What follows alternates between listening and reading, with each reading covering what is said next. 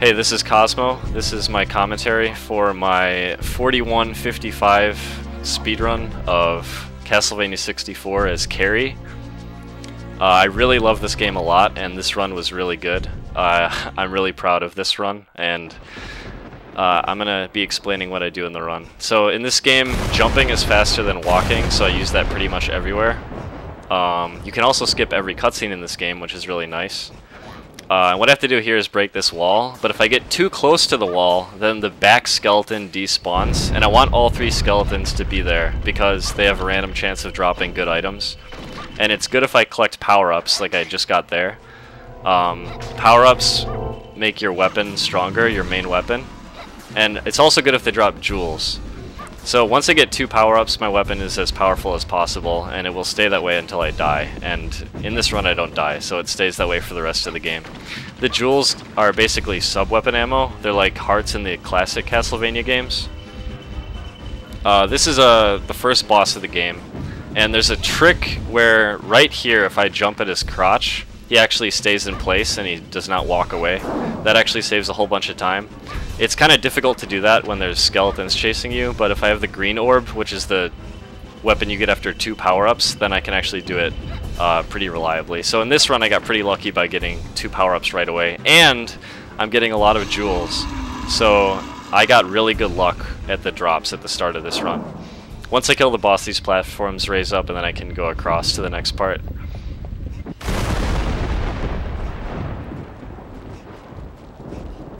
All the skeletons that spawn randomly spawn, and they cause varying amounts of lag. One of the reasons why we always do runs on the actual N64 for this game is that there's not yet an N64 emulator that can handle like how complicated the lag is. So this was played on an actual N64. There's actually 4 versions of this game. Japanese, European, and then 2 North American versions. This was played on the first North American version. I also picked up the Sun and Moon cards there. That lets me change the time of day, which is one of the mechanics in this game. And I can use that to do more damage, because I do more damage during the daytime.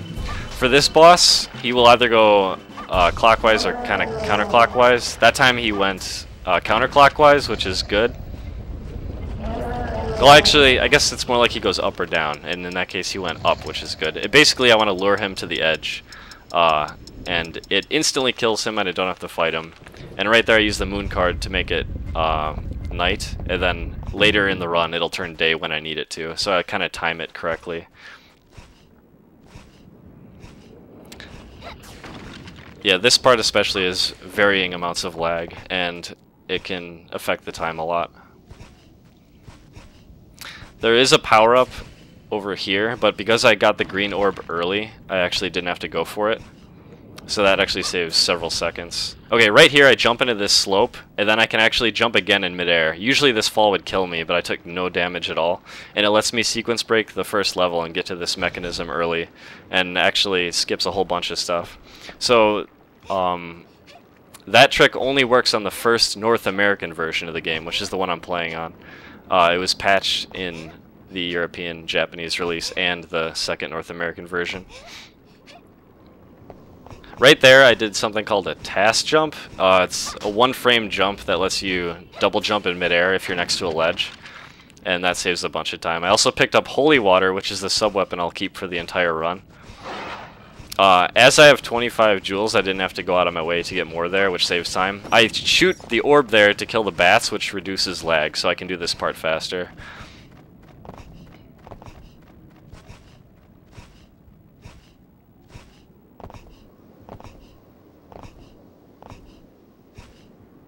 Sometimes explosive skeletons spawn at this point, which creates a little bit of lag, but they didn't this time. There might be one spawning later. I kind of forgot if it spawned here or not. It's not a big deal if it does. Oh no, it didn't, so I got lucky. It actually saves time. Alright, so heading to the boss now. This boss is rather tricky. It spawns the boss and 2 motorcycle skeletons. However, I can despawn the motorcycle skeletons by running all the way to this ledge. Therefore they don't spawn. There's less lag and it makes the battle a lot easier. This is similar to that first boss I fought, except that I can do that crotch jump trick on every single hit. So basically what I'm trying to do is cancel his runaway by jumping at his crotch, and also I'm trying to lure him to the edge. If you do the second last bit of damage right when he's near the edge, you can actually make him fall off the edge like this and put him in the water, similar to what I did to the other boss earlier. And that skips his entire death animation, saves a lot of time. So that's Force of Silence, the first level. Here's the second level, Castle Wall. This is a level with a lot of more difficult platforming. The first thing I have to do is go up here and get to this jump right here. You have to go pretty fast to be able to make this jump. I also grabbed the edge on the left there instead of the right because it actually changes the way these moving platforms work later. It's a manipulation trick in order to get this platform to be in a better position for me. It's actually possible to clear that jump, so that's actually kind of the first mistake of the run. If I fail that jump, then I also have to grab the ledge here, so it actually could have been a couple seconds faster to avoid that. Alright, so now there's this boss here, this dragon boss. I jump on top of the fight because he's invincible at the start of the fight, and by jumping up there I can see the floor really easy, and I can see exactly where to stand in order to get the holy water to do max damage. Holy water is kind of complicated in that when you throw it, it can do 20 damage, 40 damage, 60 damage sometimes, so if you're very accurate with it, you can do a ridiculous amount of damage, way more than the other sub-weapons, and that's why I prefer holy water for this run. Also, I try to pick up more jewels here that I need, but if I accidentally pick up a knife or a different sub-weapon, that would screw me over really bad, so I'd be really careful about that. Oh, right there, that's a destroyable object that takes 3 hits to destroy, but I got extremely lucky. I'm doing this glitch where I actually charge the main weapon while doing the close range attack, and it actually can hit multiple times, and in that case it hit all 3 times instantly. And then right there when I grabbed the left tower key, I grabbed it out of midair. The items actually fall after you break the torch, but if you're standing in exactly the right spot, you can actually pick them up without bending down, and it saves some frames. So I try to do that on most torches in the game. Some are harder than others. Right there, when I jumped on that breakable platform, if I actually would have jumped on the first frame possible, it would have prevented the thing from breaking at all, and that would have actually saved a couple frames in lag.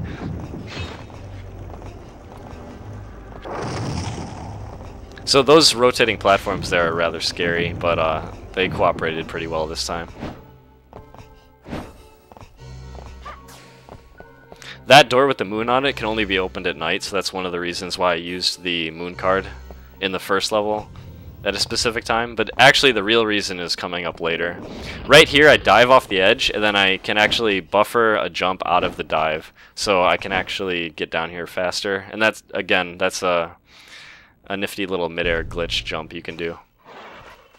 Here I use the same glitch I was talking about earlier that lets me charge up the melee weapon, or charge up the main weapon while using the melee weapon, and it actually hits for more damage. I also collect jewels here. This next dog that comes is on a timer, so I have enough time to go over here and collect it, the jewel that I need. So I'm at 97, you can hold a maximum of 99, so I'm pretty set at this point. Right here is one of the hardest glitches in the run. If I run into this wall, and at exactly the right time, I have to curve and then jump at exactly the right frame, and then I get knocked over. Unfortunately, I got hit on the way down. I'd say it's about a 60% chance to get hit there. It's completely out of your control. So it actually cost me a couple seconds by getting hit, but it was pure luck. Oh, also, right here, there's actually a vampire fight if you go on the middle of the staircase. So what I do is I jump on the railing of the staircase, and then also right there I have to be careful about that jump too, because if you jump and then you start going up, but then the bottom of your foot hits a stair, your jump gets canceled. So I had actually timed the jump really well on the stairs so that the jump doesn't get clipped, so I can get up really fast. Right here, this cutscene only plays between 3 AM and 6 AM, so I need that cutscene to advance the game further. In order to get through the rest of the villa. So that's the real reason why I used the moon card when I did.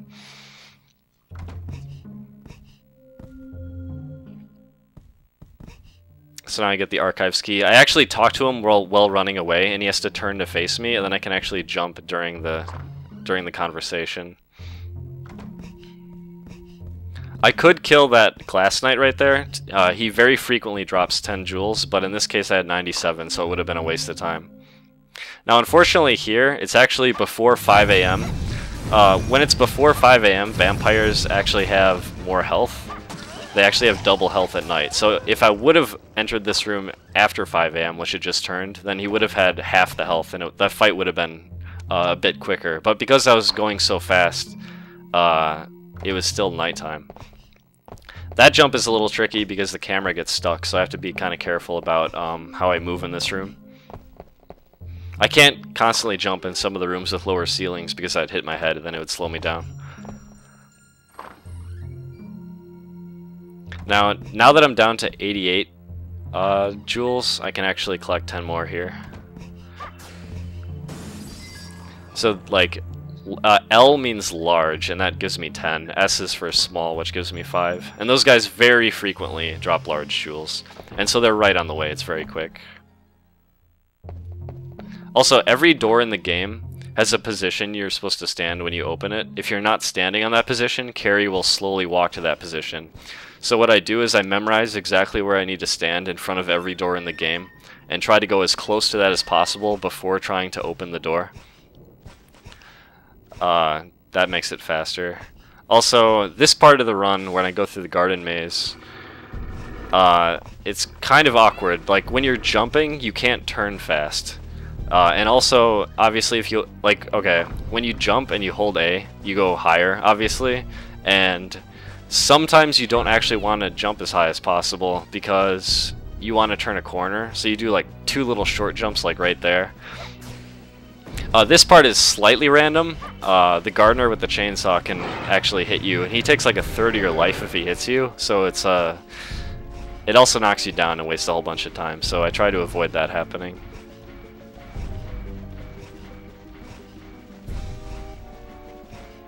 Like, this is one of the kind of more awkward parts where I'm kind of turning while jumping at a slow rate, and like, it's sort of just awkward to do this section.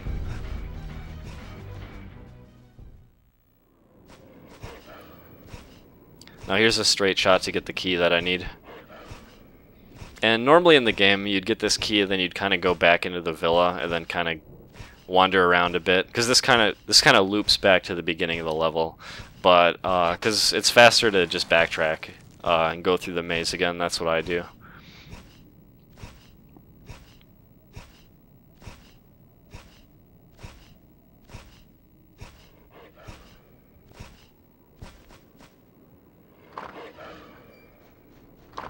I can actually hit the gardener here pretty easily. Oh, he actually got a swing out in this run. That I try to avoid that happening because sometimes he does hit you and it's wastes a lot of time. Right there, the dog was very close to hitting me, but if he did hit me, it would not have been a big deal because if you get hit the moment you open a door with a text box, it actually skips the text box.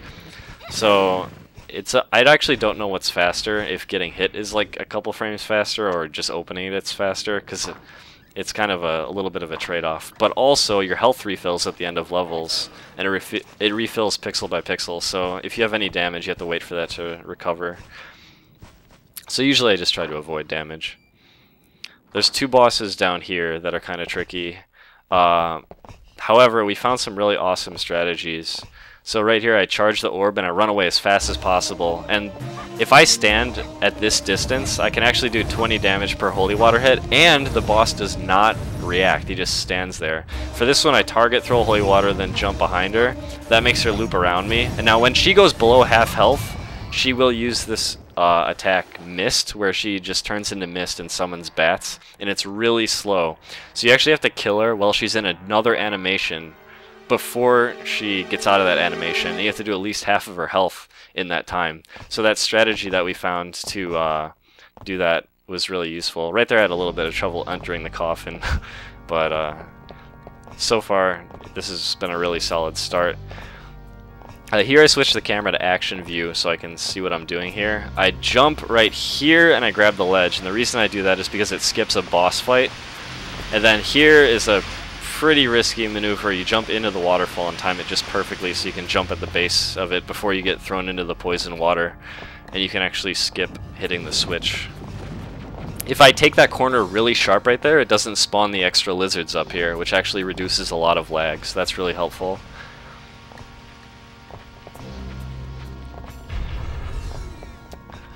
This level is one of the reasons why Carrie's speedrun is much shorter than Reinhardt's speedrun.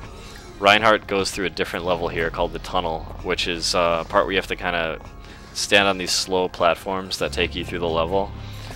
This level would be a lot longer with Carrie, except that you can skip both waterfalls. So another waterfall skip right here. Ideally, I can do this without grabbing the ledge, and I managed to do that in this run. There's a sun door, it only opens during the daytime. If I hold down right there, it actually skips a cutscene because I run outside of the trigger before it can activate.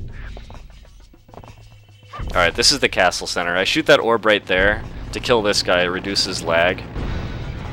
And this next room has the triplet fight with 3 vampires. There's 2 randomly generated vampires and then her. She can go in different directions, but in this case she kind of cooperated and took a lot of damage. However, she did end up getting out of the holy water and grabbing me.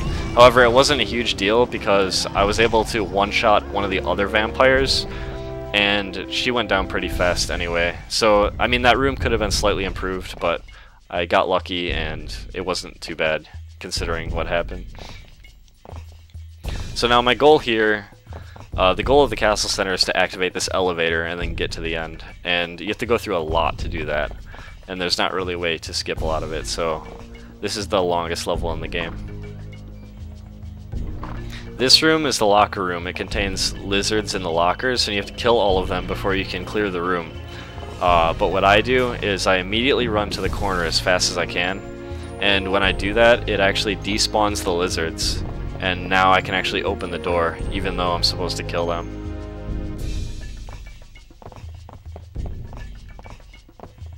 A lot of this game is knowing how to like deal with what the camera's gonna do and like know how to like cross rooms in the right way.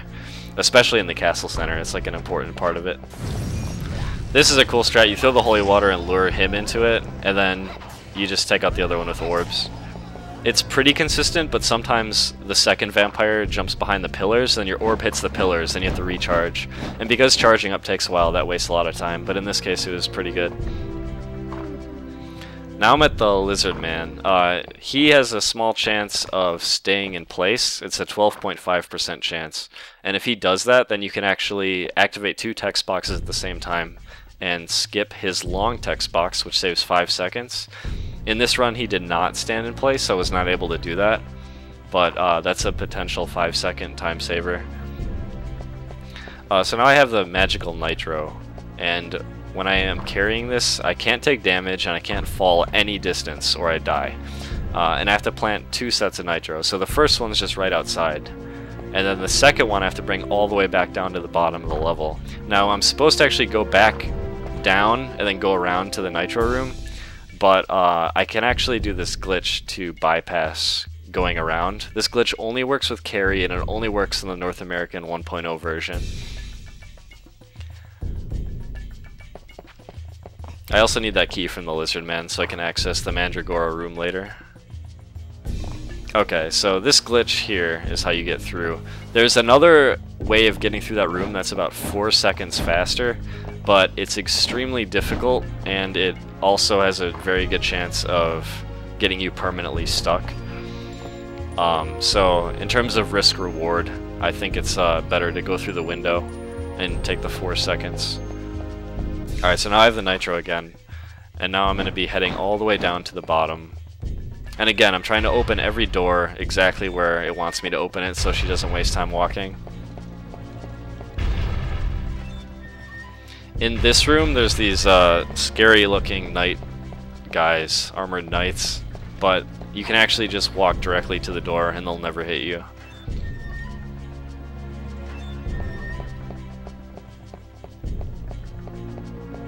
This room contains vampires normally, but because I'm carrying nitro it doesn't.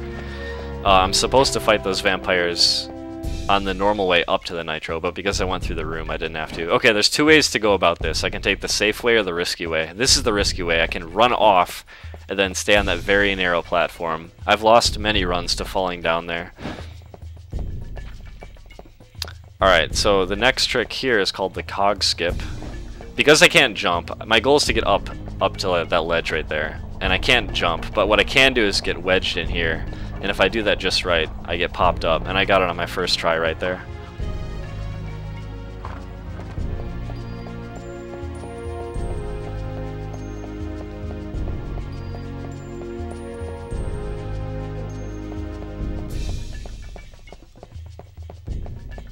Heading down. This room's pretty simple. It's pretty much just walking in straight lines from point to point.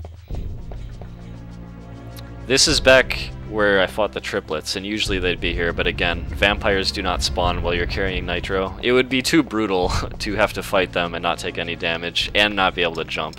So they make it so you don't have to fight them.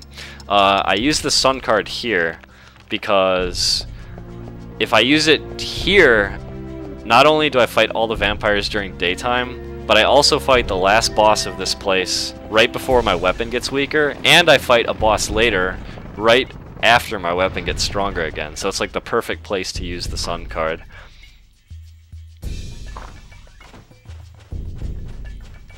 This is the final place I have to plant the nitro. Notice how there's this big magical seal on the wall, on the cracked wall. That means I can't actually blow up that wall until I remove the seal. So that's another thing I have to do. So I plant the nitro, but I can't blow it up yet. Even if I had Mandragora, it wouldn't let me. So I have to actually go up and remove the seal and go back to where I first planted the first nitro.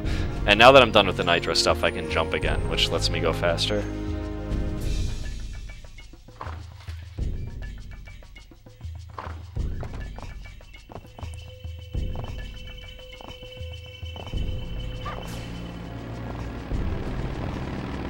Almost got hit by the motorcycle there. That could have been pretty bad.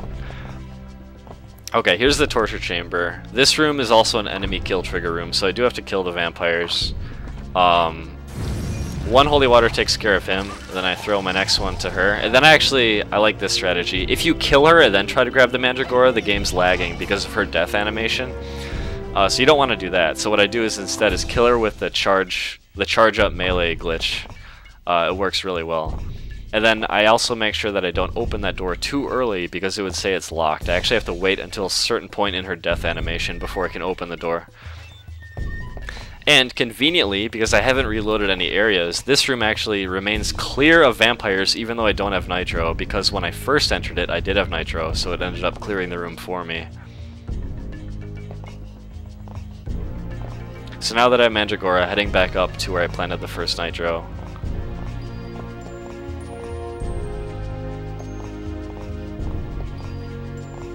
That means I have to cross through the lizard room again, and again I can despawn them.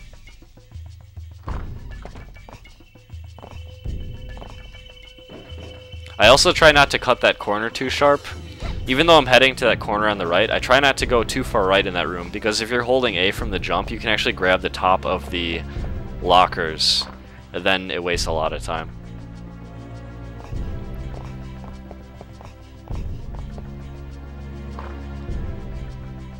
I also must pass through this room again. And again, because it's daytime, all the vampires go down really quickly.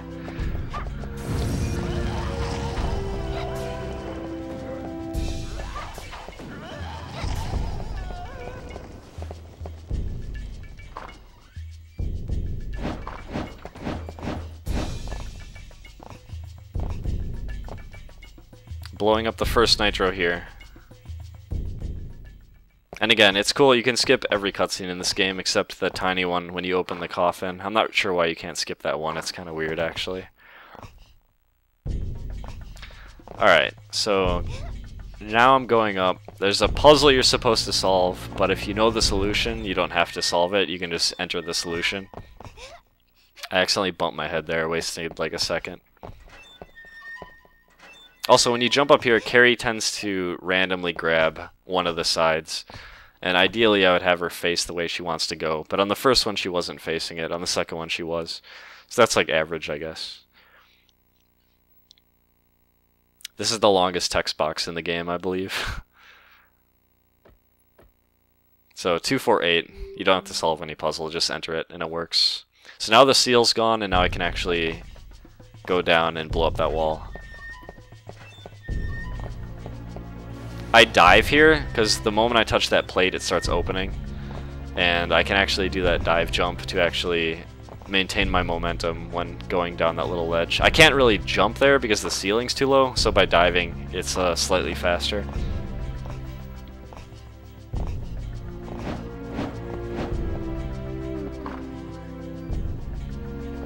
So I can instant kill this guy with the holy water by throwing it instantly, and then hopefully not get screwed over by the pillars here. It happens pretty frequently when you're going backwards through that room, but in this case it went perfectly.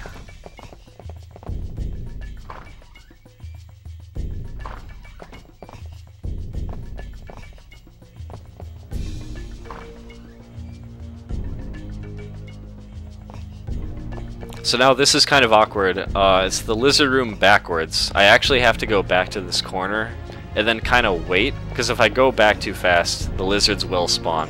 And so when I saw that locker open and it was empty, I was like, okay, I think it's time to go. So that room looks kind of awkward because you're going back and forth, but it's actually the fastest way to clear it. I can do a backwards hop here, which I don't use very often, but saves a little bit of time.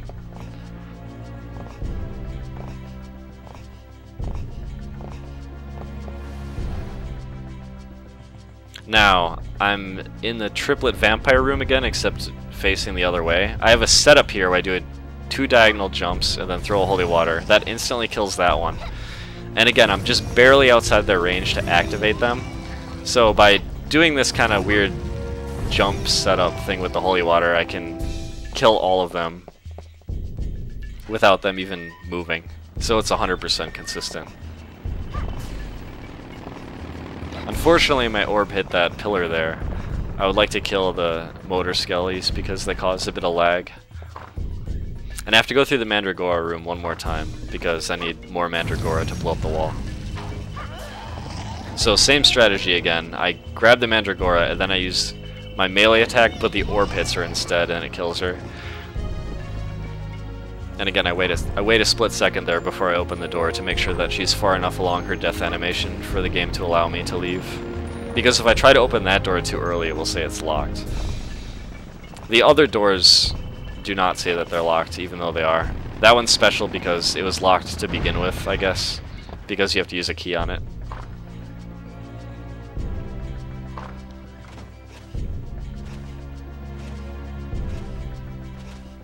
This is the bullfight. It's one of the crazier fights in the game. I don't use close range weapons or my main weapon at all. I only use sub weapons, and this is one of the points where I want lots of jewels.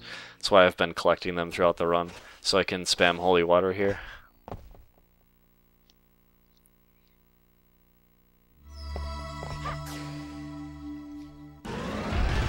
So at the beginning of the fight he's invincible. I wait until the moment he's not invincible and throw 2 holy waters, and I threw them in the right spot so they're doing a lot of damage. Once his legs start getting burned away, he's invincible again, and then I actually I manipulate him to do that, and now I can actually attack his legs. And I attack his legs, then I turn to attack his head, and I threw enough holy water to actually blow off his legs and his head, and then I look down to reduce lag, and he's invincible while his skin is peeling away, so I can just look away and wait. Using sound effects as my cue when to fight him again, and then 1 more holy water and he's done. So that fight could take a really, really long time if you don't do that strategy, because unless you manipulate him to stand there so you can spam holy water, it's a really, really long fight. I've lost a lot of good runs by accidentally not manipulating him just right. Okay, here's the Camilla fight. I actually get hit on purpose here, because if she doesn't shoot those 3 orange orbs, the game will crash when you kill her. I'm not sure why, but I guess they programmed it very strangely. It is possible to get her in this infinite loop before she throws those orbs, but your game will crash. So what I did was actually completely optimal, and that's as fast as you can kill her. Sometimes her attacks knock you down on the ground, and sometimes you get hit by her staff, or sometimes you get frozen by her spin attack, but that was completely perfect. I do 3 short jumps here so I can clear the railing, and then activate the elevator, and then I can leave the level. And also notice how it just turned 7 p.m. Like my weapon starts degrading around then. So when I timed the sun card, I was actually doing max possible damage to Camilla, but now it would have done less. So it was perfectly timed to do maximum damage. Alright, Tower of Science is one of the most scary levels ever. I wait for the first box, which is going to come out at a random time, and then they're kind of on a pattern. So I know I can clear that jump. And then these lasers get randomly assigned between one of 3 types. There's one that shoots constantly and short. There's one that fakes, such as that one. And then there's these longer shooting ones, like that one. So I don't know which type they are. It gets chosen after I enter the level, so you can't really practice this part so much as just sort of react to what's going on and make the best decision. So I did have to wait a little bit there, but it wasn't too bad. And then this part, again, more randomly generated lasers that can be in different positions, and then these boxes can also be coming down either the middle of the conveyor belt, the far end, or the close end. And what I do is I just hug the wall and hope that they're not coming down the close end, and this run they weren't. Also, the lasers were really nice to me, so I actually managed to get up here really good. And then also it also shoots blocks out of some of those holes every 30 game minutes, so I have to keep track of when those get shot out and react to when they're going to come next. So there's like a ton to keep in mind right there. It's really scary. It's very common to get to this part and immediately die. Alright, so now we're in the main part of science here. This is... notice how it almost turned the hour, but I start charging an orb. That orb would not have killed that thing if I would have waited a little bit longer to charge it, because my weapon is degrading in power as time passes, but I had just enough time to charge that and kill that before it turned too late. So now, because there's a chance it could shoot me when I leave that door, but it didn't because I charged it and killed it. Alright, so I tried to save a little bit of holy water, because if I jump just right I can one-shot it with a holy water. And I want that turret to die. It will stay dead when I backtrack through that room, and that turret being gone really helps my chance of survival. That turret can also shoot me randomly depending on where it is in its rotation when I enter that room, but that time I got lucky. I like to call this the lag torch because it lags so much when you're looking at it, because behind that wall is the rest of the level and it's all loaded all at once. So it's just like super laggy when you're looking at it. And again, I can get shot here, but I didn't, so that's good luck. Now, this turret can either go clockwise or counterclockwise. In this case, it goes counterclockwise, which means I have to do this big jump here to grab this ledge. And then I have to time this so I don't get shot by the ceiling turret and the turret shooting at me. And luckily I didn't. Plus, those turrets can also hit me. So this part is like ridiculously dangerous, and I got very lucky. Heading up here, the turret in the air doesn't bother me, but the ones down here, again, can hit me. And that, in this case, I did not get hit.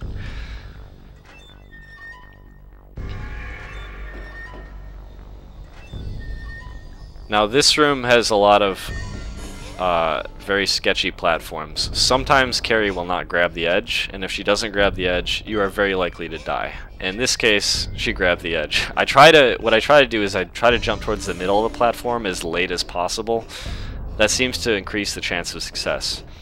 And then right here I do another task jump, which saves like a couple seconds. Now when I enter this room, I look at the conveyor belt because I know these guys are on a pattern, but I don't know what part of the pattern they're on. In this case, it starts coming out of that one right there, and that means I can turn this corner safely without getting hit by a box. That was very lucky too, I didn't get shot, even though it looked like I was going to. And that was just a beautiful Tower of Science, really.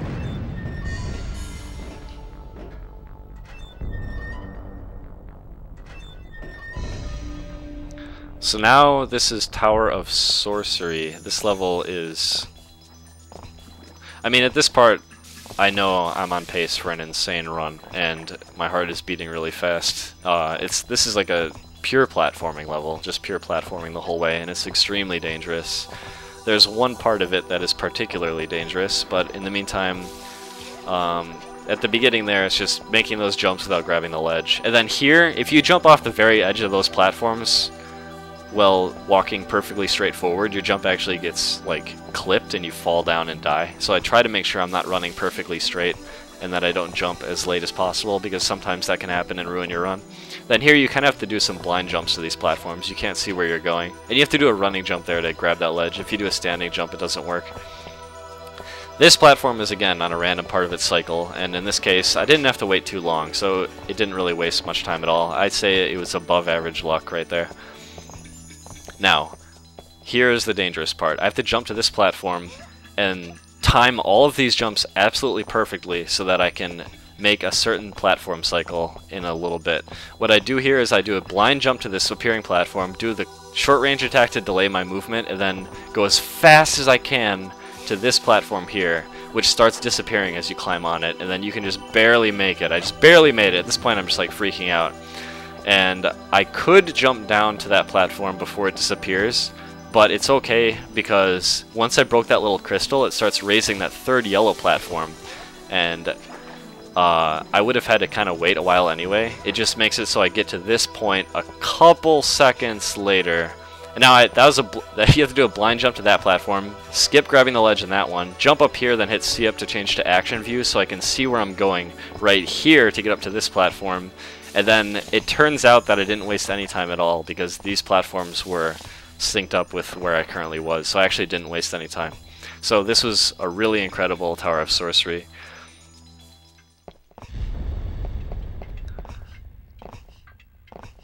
Now, at this point, I'm just like freaking out, obviously. I can jump into this cutscene, and my goal here is to kill her in 5 orbs. I'm not actually sure what went wrong, but I did take 6 orbs. It's pretty common. Basically, every single orb has to do max damage, and if they get degraded in any way, which can happen if it hits some of her projectiles on the way there or something, it won't kill her. So right here, it's supposed to kill her, but unfortunately it didn't. And the way this battle works is like I kind of manipulate it so that I don't face her at the beginning of the fight, and that makes it so she doesn't put up the shield. And every odd hit, you can do the same trick. So you just face away from her, and she won't put up the shield. So you have to deal with the shield less often, which makes the fight a lot faster. But unfortunately, by screwing that up, I think I lost maybe 6 to 8 seconds, maybe more. I'm not really sure how much that costs, but that was one of the more significant mistakes in the run. Alright, Clock Tower is the last platforming stage. Lots of rotating platforms. You can't immediately jump because it kills your momentum when you land on those rotating platforms. Right here I do another task jump, just nailed it. I got all the task jumps in this run. Mid-air key grab right there, saving time. And I want to get up this ledge without grabbing the edge, and I do that fine. So one of the rooms where it's very likely I could die and lose the run is this second room right here. There's a really weird jump you have to do. So you jump to get the key, and you can't jump in the corner. You have to jump kind of around the middle. If you go to the corner, it won't let you out. So it was very awkward, and I actually kind of screwed up. I was supposed to kill the hanging bone pillar, but I failed to. But it didn't matter. Right here I hold down left and mash A as fast as I can, so I actually do a side jump and land on the platform. I kind of freaked out because I was in front of the torch, which pushed me kind of near the ledge, and I was like, oh my god, if I fall off, I'm going to lose so much time. This part is kind of nerve-wracking too. You're climbing up these rotating platforms, and again, Carrie sometimes has a tendency not to grab them. Sometimes she'll kind of flail her arms like she's going to grab them, and then she won't. In this case, it went fine. And I can skip grabbing this ledge if I time that jump perfectly.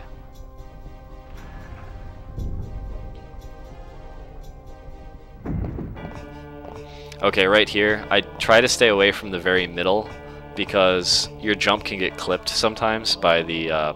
because those stairs are actually built of different blocks, and in between the blocks your jump can get clipped and you would waste time. So I try to move a little bit off center so I don't accidentally do that. And also I try to open the doors in the very middle so that she doesn't have to walk to the middle.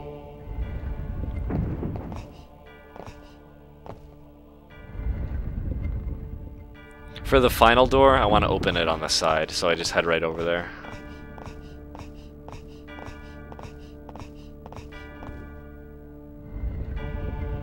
Now this begins the series of final boss battles against Dracula. There are 3 Dracula fights.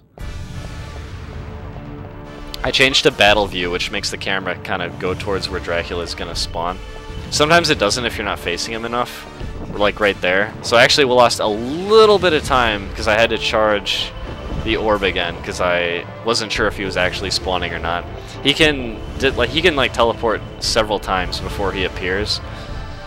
And there's time to save if he teleports less.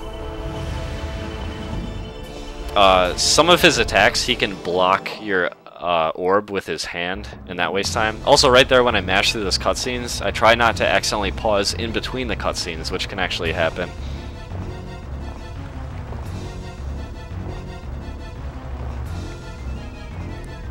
This is just some pretty straightforward jumping. There's a cutscene here, and then it changes the camera, but I'm pretty confident on where I'm holding the control stick, so I'm not going to like jump off or something. So this takes me up to the Dracula 2 fight. Dracula 2 is very random, teleports around to random locations, and you can actually use sound to tell where he is. In this run I was wearing headphones, and so for the first spawn, he didn't randomly pick one of several spots. He actually just appeared in front of me, which gave me a free hit. On this one, I didn't see him in front of me, but I did hear him to the right, so I was able to get 2 hits. And then finally, for the last one, he ended up appearing in the middle.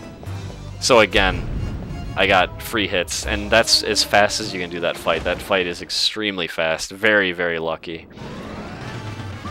Final Dracula fight.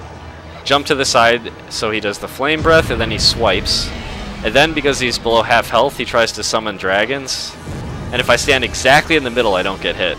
And then he's going to summon a giant explosion, but I kill him before that happens, and that's time. That's the end of the run. And that was a really incredible run. I feel like it's probably the best speedrun I've ever done. I'm not going to speedrun this game with Carrie anymore. It was just a really great performance all around. I didn't really make significant mistakes at all. Just a couple seconds on Actrice. Could have saved a couple seconds with luck.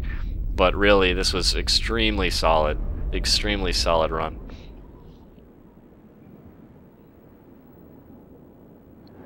So yeah, that's Castlevania 64. Thank you so much for watching. I'm probably gonna try to improve my Reinhardt run at some point. I'm pretty pumped about that run. Just a couple small things, but it was just so solid, and I got really good luck too.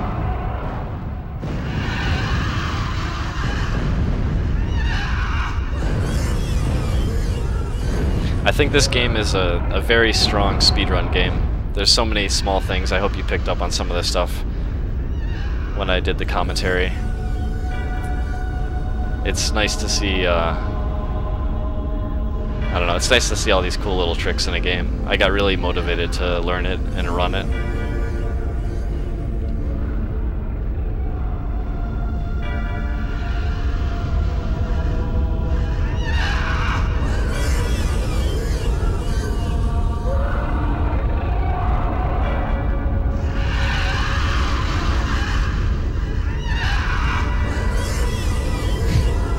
Thank you.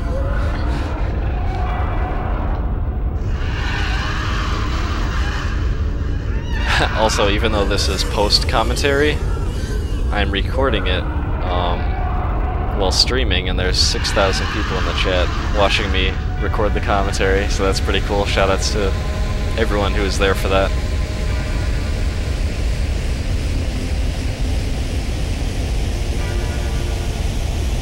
Shoutouts to the longest death sequence ever.